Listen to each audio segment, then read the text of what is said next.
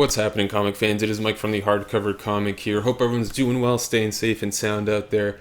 If you've been following the channel for a while, you know over this past year I've done a couple of videos about Hellboy. I've been rereading the library editions. It's that year I've decided to reread Hellboy this year, and I finally got through to the end of it. Finished Hellboy in Hell Library Edition a couple of weeks ago, so I wanted to talk about the final part of this sort of trilogy of videos that I've been doing. If you're new to the channel, I'll leave the links to parts 1 and 2 down below. If you're interested in hearing my thoughts about volumes 1 through 4, and today we're going to talk about volumes 5, 6, and Hellboy in Hell. 3 volumes this video. I'm not going to show much from Hellboy in Hell or volume 6. I just don't want to spoil too much of it. Hellboy's such an amazing book, but I love these 3 volumes so much, and I'm very excited to talk about them with you.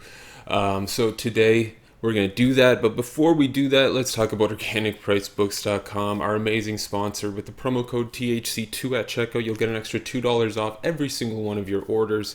Amazing shipping, amazing customer service. You can pre-order, you can back order, and follow them on Instagram at organicpricebooks to find out what's new in stock, what's coming in, what's coming up soon, what's new on the website. Amazing stuff there, so please do check them out. Now, let's talk some Hellboy and Mike Mignola.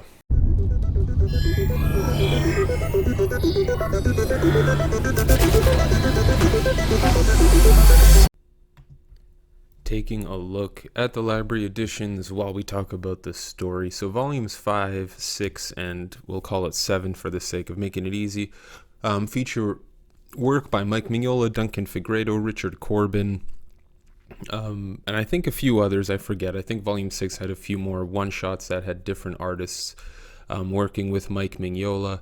Volume 5 collects the Darkness Calls and The Wild Hunt, 2 absolutely phenomenal stories. I really like this. Duncan Fegredo is an incredible artist who took over for Mike Mignola on pencils, and he absolutely crushed it. I really liked his artwork. It's tough for me to decide who I like more, Mike Mignola or Duncan Fegredo. I know it's almost heresy to say that you like someone's artwork if it's not Mike Mignola's on Hellboys, but man, Duncan Fegredo crushed it. These 2 stories in particular these 3 volumes, I'll say, is really, it's tough to finish them. It's tough to finish them, and the reason it's tough to finish them is because you don't want the ride to be over.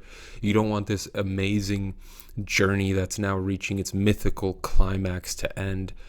And it's absolutely spectacular. All these things that have been building, all these villains that Hellboy's been making throughout his adventures in the first 4 volumes finally start culminating here in these last 3 volumes with a lot more people coming after him, whether they're from the fairylands or times past.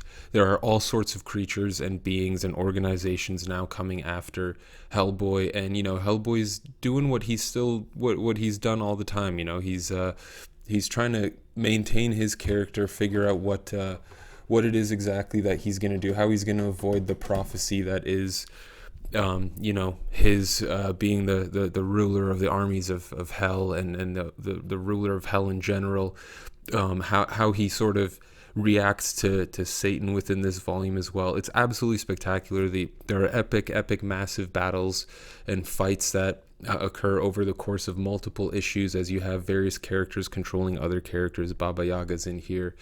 You get to see a lot of other mythological creatures from various countries around the world, which is very cool. You get a bit of the Eastern Bloc in here with some Russian characters and some more Slavic characters who come into play. And with the Wild Hunt in particular, you get a very cool concept, and you get to see really Hellboy break apart as a character. What's really interesting about it, I'm trying to figure out the best way to phrase this. What's really interesting about it is seeing how much Hellboy's really, I guess, grown as a character, how his thought processes have changed throughout the entire time as he's dealing with all these crazy characters, and as he's sort of starting to realize more and more who he is. He's beginning to understand himself more, what he's capable of, what his nature is sort of pushing him towards. He does get into a bit of a relationship in these volumes as well, and starts building a connection with someone. The Hellboy universe is a very graphic one and a very intense one. These 3 volumes are definitely no exception. I mean, the stuff gets mythical here. It gets legendary. It gets really, really wild and unbelievable and crazy. And it's just crazy to think how much Hellboy has grown and expanded over these 7 volumes. I mean, I really didn't want it to end, but I also didn't know how they could make it more epic than it was getting.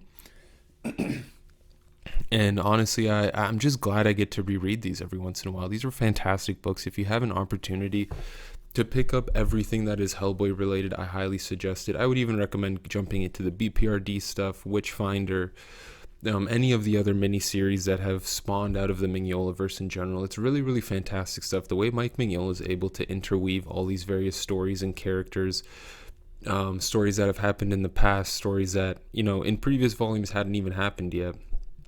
But it's really, really incredible. The way things jump back and forth in time is fantastic. With Volume 6, you don't actually get so you get a full arc that I would say continues the main plot of Hellboy and his sort of journey towards fighting off the prophecy that foresees him being the ruler of hell, and the things that I don't want to spoil it, but it's so crazy. I'm definitely not going to spoil it. Because that's what I tried to spoil as little as I could. But Volume 6, you get one arc, and then you get a whole plethora of one-shots that are all fantastic, different artists featured on them all, and they're all really, really fantastic. I think The Bride in Hell is sort of the main feature that they call out in the volume itself. There's a great story where Hellboy visits Mexico and sort of relives memories from his past when he was wandering about. What I really like about Hellboy, just quickly going to take a tangent here, what's great about Hellboy is his character's somewhat unpredictable at times, because he'll do things that you just don't expect at all. Things, you'll learn things about his past that are a complete surprise, that were totally unexpected, like this one story in Volume 6 where, like I mentioned, he goes back and sort of starts reliving these like luchador wrestling days, and how him and this group of luchador wrestlers would basically go around at night and take down creatures, weird supernatural creatures. Very bizarre, but it was cool. I really like that, Mike Mignola not only made this character, put him in a very serious world with a very serious story that's, grand, and it affects the entire world, and probably more than the entire world, more than the human race itself. With this sort of Game of Thrones type vibe where characters are betraying each other and mythological creatures are changing factions and changing alliances on the drop of a dime, and how that impacts future stories. It's absolutely incredible. But Mike Mignola will throw in these little sort of like sillier, goofier, more imaginative, not more imaginative, I'd say more fun. Goofier is definitely the word for it. More fun stories where they're also still in this serious universe with a relatively serious tone. But at the same time, you get to enjoy, kind of a silly story, a bunch of luchador wrestlers running around killing, mythological creatures. It's really fun. It's really awesome. Here are some of the other artists, Kevin Nolan.